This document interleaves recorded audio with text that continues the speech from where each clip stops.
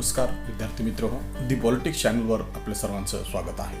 तर विद्यार्थी मित्र हो, आज आपण BA सेकंड इयरचा भारतीय शासन आणि राजकारण हा जो पेपर आहे त्या पेपरमधील काही प्रश्न पाहणार आहोत। मूलभूत हक्क हे जे प्रकरण आहे ते अत्यंत महत्त्वाचं आहे। फंडामेंटल राईट्स म्हटले की त्यावर सगळ्याच स्पर्धा परीक्षेमध्ये प्रश्न येत असतात आणि म्हणून ते प्रकरण आपल्याला आज पाहायचं आहे। यावर MCQ कशा पद्धतीने येतील, मुलांची मागणी होती की सर यावर MCQ घ्या म्हणून मग आपण त्यावर काही प्रश्न घेणार आहोत।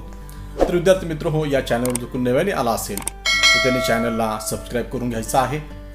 अधिकाधिक विद्यार्थ्याला हे चॅनल शेअर करायचं आहे। आणि दुसरी महत्त्वाची गोष्ट ही की आपल्याला जर अगोदरचा व्हिडिओ पाहायचा असेल तर वर आयकॉन बटन क्लिक करून ते तुम्ही पाहू शकता की यावर आपण बरीचशी व्हिडिओ बनवलेली आहेत। ह्या प्रश्नपत्रिका आपण सोडून घेतलेल्या आहेत, मागं झालेल्या परीक्षेची आन्सर की आपण दिलेली आहे, तर ती आपण त्यामध्ये पाहू शकता। तर विद्यार्थी मित्र पाहू आपण आज पहिला प्रश्न काय आहे तो, भारतीय संविधानाच्या डॅश डॅश विभागात मूलभूत अधिकाराची तरतूद करण्यात आलेली आहे। आणि विद्यार्थी मित्र या प्रश्नाचं उत्तर आहे तिसऱ्या विभागामध्ये मूलभूत अधिकाराची तरतूद करण्यात आलेली आहे। त्यानंतरचा दुसरा प्रश्न आहे डॅश डॅश या कलमात भारतीय घटनेने नागरिकांना स्वातंत्र्याचा अधिकार दिलेला आहे। आणि विद्यार्थी मित्र आपल्या सर्वांना ज्ञात आहे 19व्या कलमामध्ये स्वातंत्र्याचा अधिकार दिलेला आहे आणि म्हणून या प्रश्नाचं उत्तर आहे पर्याय क 19। पण हेही आपण लक्षात घेतलं पाहिजे, पुढे तो प्रश्न येणारच आहे की स्वातंत्र्य देत असताना सुद्धा स्वातंत्र्यावर काय मर्यादा घातलेली आहेत हेही आपल्याला पाहाव्या लागत असतात। त्यानंतरचा प्रश्न आहे प्रश्न क्रमांक 3, भारतीय संविधानाच्या डॅश डॅश कलमात नागरिकांना 10 मूलभूत कर्तव्यांची तरतूद केलेली आहे। आणि विद्यार्थी मित्र या प्रश्नाचं उत्तर आहे पर्याय ब 51 क कलमामध्ये ही तरतूद केलेली आहे। पर्यायामध्ये 51 अ दिलेला आहे, पर्याय अ आहे 51 अ, पर्याय ब आहे 51 क आणि पर्याय क आहे 51 ब आणि पर्याय ड आहे 51 ड। पण याचं उत्तर आहे 51 क मध्ये ही तरतूद केलेली आहे, हे आपण लक्षात घेतलं पाहिजे। पुढे ती 10 मूलभूत कर्तव्याचा 11 मूलभूत कर्तव्यामध्ये कन्वर्ट केलं आहे, त्यावर आपण स्वतंत्र प्रश्न आजच्या व्हिडिओमध्ये पाहिलेला आहे, पुन्हा आपण तो पाहू। त्यानंतरचा प्रश्न आहे प्रश्न क्रमांक 4, भारतीय राज्यघटनेच्या डॅश डॅश या कलमात कायद्यासमोर सर्वांना समानतेने वागविले जाईल अशी समतेच्या अधिकाराची तरतूद केलेली आहे। आणि विद्यार्थी मित्र या प्रश्नाचं उत्तर आहे कलम 14। कलम 14 मध्ये कायद्यासमोर सर्वांना समान वागविले जाईल आणि सर्वांना समान अधिकार दिला जाईल अशी तरतूद करण्यात आलेली आहे। कायद्यासमोर सर्व समान आणि कायद्याचे समान संरक्षण अशी ती तरतूद आहे। त्यानंतरचा प्रश्न आहे प्रश्न क्रमांक 5, भारतीय घटनेच्या डॅश डॅश कलमात नागरिकांच्या मूलभूत अधिकारांच्या संरक्षणाची तरतूद केलेली आहे। आणि विद्यार्थी मित्र या प्रश्नाचं उत्तर आहे क कलम 32 मध्ये ही तरतूद केलेली आहे। आणि म्हणून आपण मागच्या व्हिडिओमध्ये पाहिलं होतं की कलम 32 बाबासाहेब आंबेडकरांच्या मते हे भारतीय राज्यघटनेचा आत्मा आहे, कारण हे कलम सगळ्या मूलभूत अधिकारांच्या उल्लंघनानंतर राज्याने जर उल्लंघन केलं तर दाद मागण्याचा अधिकार आपल्याला 32 नुसार मिळत असतो। म्हणून या प्रश्नाचं उत्तर आहे 32 मूलभूत अधिकाराच्या संरक्षणाची तरतूद कलम 32 मध्ये आहे। त्यानंतरचा प्रश्न आहे प्रश्न क्रमांक 6, भारतीय घटनेच्या डॅश डॅश विभागात राज्याच्या धोरणाची मार्गदर्शक तत्वे देण्यात आलेली आहेत। आणि विद्यार्थी मित्र या प्रश्नाचं उत्तर आहे पर्याय क 4थ्या विभागामध्ये हे दिलेला आहे। 3रा विभाग मूलभूत अधिकारांचा आहे आणि 4था विभाग हा मार्गदर्शक तत्वांचा आहे, ज्यामध्ये मूलभूत कर्तव्याचा सुद्धा समावेश आपण 1976च्या घटनादृष्टीने 42 घटनादृष्टीने केलेला आहे। आणि म्हणून हे आपण लक्षात घेतलं पाहिजे, ह्याचं उत्तर काय आहे तर ते 4थी घटनादृष्टी आहे। त्यानंतरचा प्रश्न आहे प्रश्न क्रमांक 7, भारतीय राज्यघटनेच्या 25व्या आणि 26व्या कलमात डॅश डॅश अधिकार नागरिकांना दिलेला आहे। कोणता अधिकार नागरिकांना दिलेला आहे टिंब पाहिजे, तर तो अधिकार आहे 25 आणि 26 म्हटलेला आहे, तो अधिकार आहे धार्मिक अधिकार। धार्मिक अधिकार 25-26 मध्ये देण्यात आले। धार्मिक स्वातंत्र्याचा अधिकार 25 ते 29 मध्ये आहे।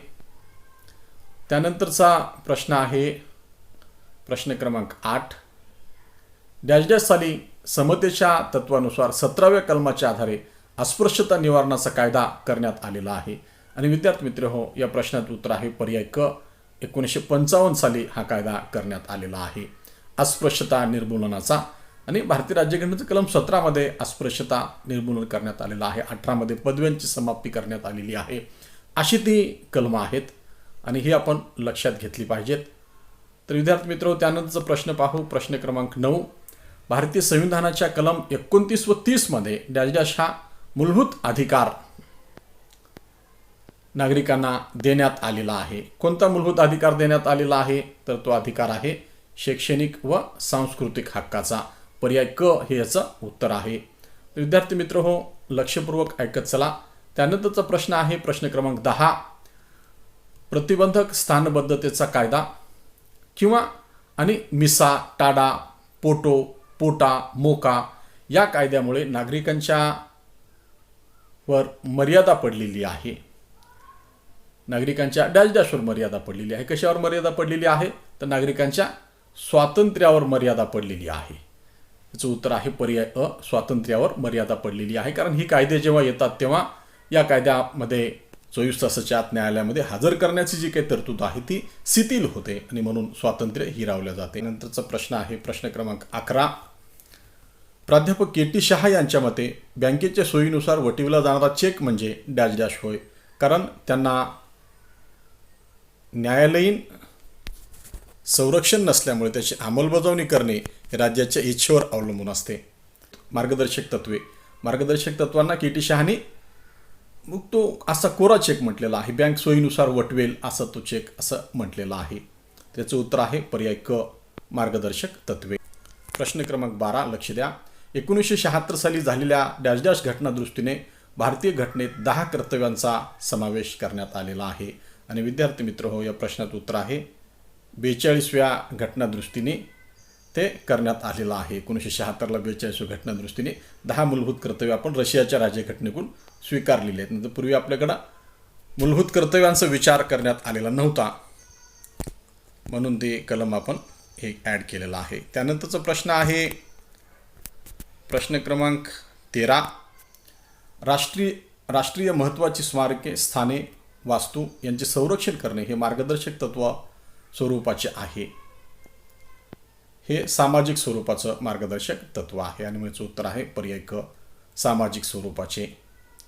त्यानंतरचा प्रश्न आहे 1978 साली घटनादुरुस्तीनुसार मालमत्तेचा हक्क व मूलभूत अधिकाराच्या यादीतून वगळण्यात आलेला आहे.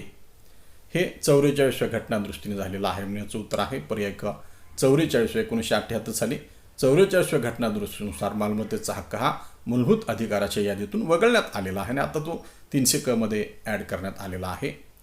हा तो भाग आहे. त्यानंतरचा प्रश्न आहे प्रश्न क्रमांक 15.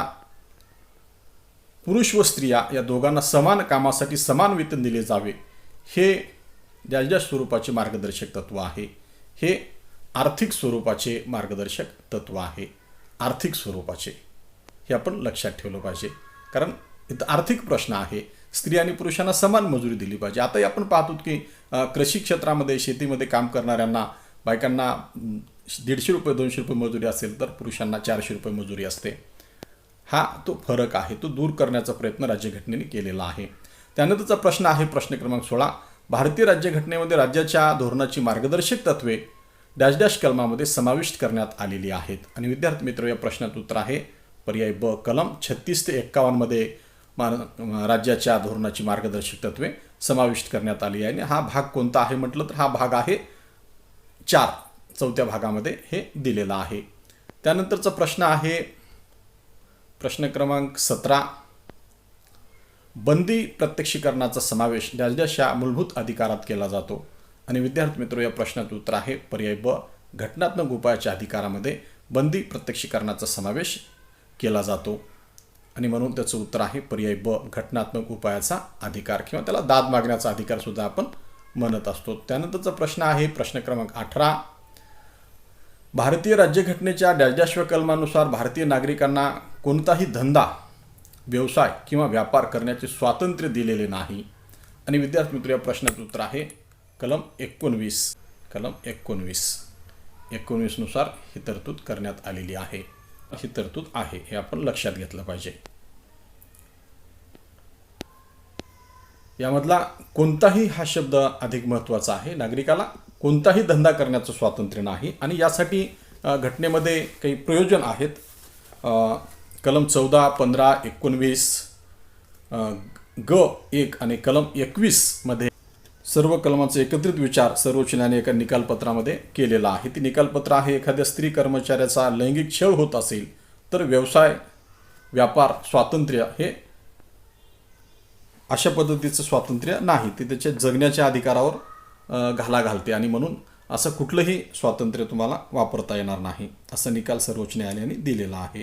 सामाजिक आशय या निकालपत्राचा समजून घेतला पाहिजे आणि यामध्ये त्यांनी मग काही अटी घालून हे स्वातंत्र्य दिलेलं आहे. जे व्यवसाय स्वातंत्र्य दुसऱ्याचं स्वातंत्र्य हिरावते अशा पद्धतीचा व्यवसाय तुम्हाला करता येणार नाही, असं त्यामध्ये न्यायालयाने म्हटलेलं आहे. आणि म्हणून मग तिथपासून हे स्वातंत्र्य एखाद्या व्यवसायावर कायद्याने सरकारी अटी लादू शकते. म्हणजे शस्त्रास्त्राचा कारखाना आहे, स्फोटक पदार्थाचे कारखाने आहेत किंवा जनतेच्या हिताच्या दृष्टीने सरकार स्वतः एखादा उद्योग चालवू शकते किंवा ताब्यात घेऊ शकते. मग कापड गिरणी आहेत, बँकांचं राष्ट्रीयकरण वगैरे आहे. म्हणजे यामध्ये जगण्यासाठी व्यवसाय हा अधिक महत्त्वाचा भाग आहे, कशासाठी व्यवसाय असं ते नाही, हे आपण एवढं लक्षात ठेवलं पाहिजे. त्यानंतरचा प्रश्न आहे प्रश्न क्रमांक 19. भारतीय सार्वभौमता, एकता आणि एकात्मता याचा सन्मान करून त्याचे संरक्षण करणे हे भारतीय घटनेतील डॅश डॅश आहे. हे भारतीय राज्यघटनेतील मूलभूत कर्तव्य आहे. म्हणून याचं उत्तर आहे क, पर्याय क हे ह्याचं उत्तर आहे, मूलभूत कर्तव्य. त्यानंतरचा प्रश्न आहे प्रश्न क्रमांक 20. शेवटचा प्रश्न आहे भारतीय घटनेतील मूलभूत कर्तव्याची अंमलबजावणी डॅश डॅश साली झाली. कधी झाली हा तो प्रश्न विचारलेला आहे. पर्याय अ, 3 जानेवारी 1977ला मूलभूत कर्तव्याची अंमलबजावणी झालेली आहे. तर धन्यवाद विद्यार्थी मित्र हो. आपण या चॅनलवर जर कोणी नव्याने आला असाल तर चॅनलला सबस्क्राईब करून घ्या आणि अधिकाधिक विद्यार्थ्याला हे चॅनल शेअर करा. आपल्या परीक्षा सोप्या जाव्यात, आपल्याला सगळ्या प्रश्नांची उत्तरं सोडवता यावीत यासाठी हे चॅनल आहे. धन्यवाद. जय हिंद, जय महाराष्ट्र. आज आपण इथंच थांबू.